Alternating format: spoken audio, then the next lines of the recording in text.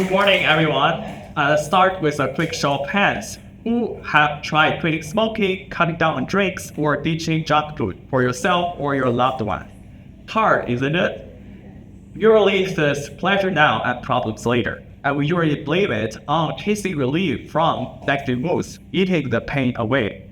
If so, making people feel more positive should decrease the harmful health behavior and craving, right? However, analysis of hundreds of experiments reveal no such connections and impacts. I argue this conclusion is premature because prior research has focused primarily on global positive mood or joy, neglecting other specific positive emotions such as gratitude, sympathy, and pride. That leads to my research question: can any positive emotion decrease harmful health behaviors? I theorize that gratitude, our feelings of others' credit and kindness, is the strongest candidate, and here's why. Gratitude is associated with a stronger sense of gain, make us focus on other people, and achieve the goal to focus on long-term cooperation. And this pattern can decrease the need for one's immediate self-gratification, and that can drive lots of harmful health behaviors. And I test this hypothesis with cigarette smoking, which remains a leading cause of preventable deaths. It kills over 8 billion people every year around the world. You probably have seen some highly emotional anti-smoking advertisements like this one. Unfortunately, only a tiny portion of smokers were changed by such campaigns. So understanding the use of emotion holds the potential to improve their effectiveness. With this goal in mind, my research addressed 3 sub-questions. First, how does naturally occurring gratitude relate to smoking?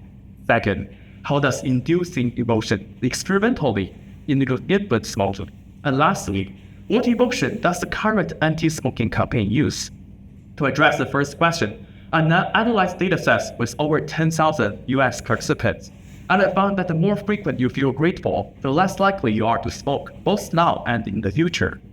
I also collected data from over 20,000 participants from 87 countries, and found that if citizens in a country report feeling more gratitude, the country has lower sales of cigarettes per capita.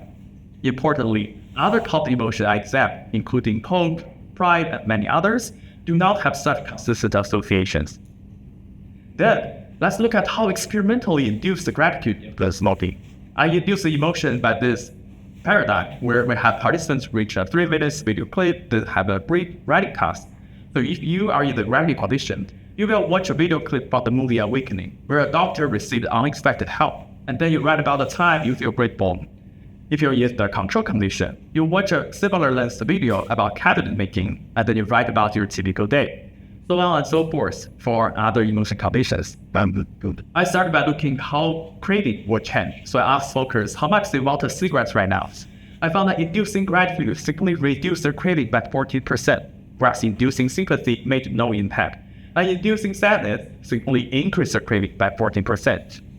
I also look at smokers' enrollment in the Common X, which is the online smoking cessation program created by the Mayo Clinic and the Truth Collaboration. I found that inducing gratitude simply increased enrollment in this program by 35%. Now I know the power of gratitude. Let's look at what emotion that current anti-smoking campaigns use. I look at CDC's tips for former smokers, which have been running for 40 years and still ongoing today. I collected all the 80-minute videos from the campaign and recruited smokers to refer their emotions when they watched them. I found the most frequent emotion used were sympathy, followed by sadness. And where's gratitude? It's ranked the 20th. Given my prior findings, we know that this campaign probably can use better impact by using more gratitude and be careful in using sadness. So in sum, I found the new power of gratitude in reducing cigarette smoking, and in ongoing research, I find it can also reduce e-cigarettes for vaping among the young people. And other teams also find gratitude can increase healthier eating.